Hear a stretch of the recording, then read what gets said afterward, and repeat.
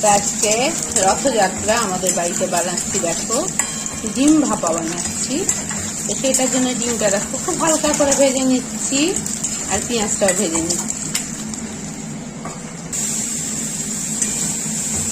তো দেখো আমি ডিমটা একটুখানি কষিয়ে ফেলছি, খুব সামান্য পরিমাণে জল দিয়ে দিলাম। সুন্দর সুন্দর দেখো ডিম সর্ষে পোস্ত দিয়ে রেসিপি একদম আমার রেডি। কে কে খাবে চলে এসো আমার বাড়িতে।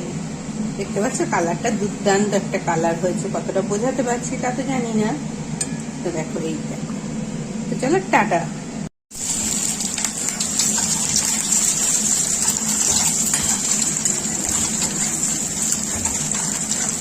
আজকে রথযাত্রা আমাদের